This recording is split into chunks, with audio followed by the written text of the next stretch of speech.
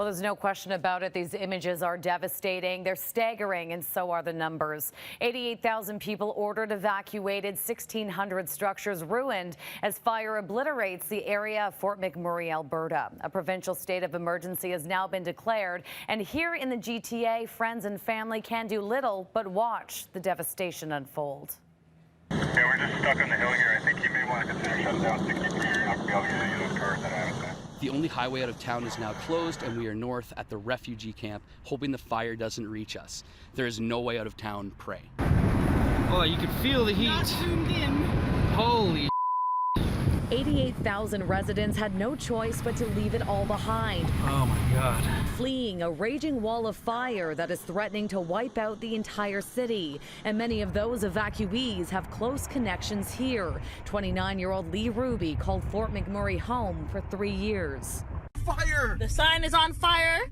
The sign welcoming you to Fort McMurray. It's on fire, yo. What is it like to watch Fort Mac burn? It's terrifying, and it doesn't hit home until you see the posts. That's what hit the most. Wow. Hot. Frick. Oh my God. He's now clinging to social media, the only way to know for sure if his close friends and their families made it to safety. I text as many people as I could, and you look for the delivery/read receipt, and you don't get it. Is their phone dead? Are they okay? Exactly. And then as people started checking in on Facebook saying we're safe, that's when things started to finally, to take the best out of the worst situation, there's no injuries at this point to report. We'll keep you updated. As bright orange flames started towering over residential areas and ash began raining down, urgency set in.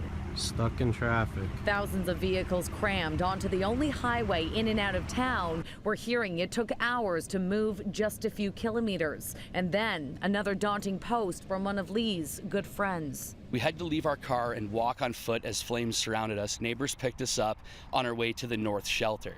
Did he run out of gas? Why couldn't they use their vehicle? Now a million questions. Here, there's a lot of cars that have just pulled over, car issues or gas, And we're now seeing the daunting images from areas already wiped out. This bone-chilling video taken by a firefighter shows a decimated ghost town covered in soot with thick, lingering haze. It's believed at least 1,600 homes and businesses have already been destroyed.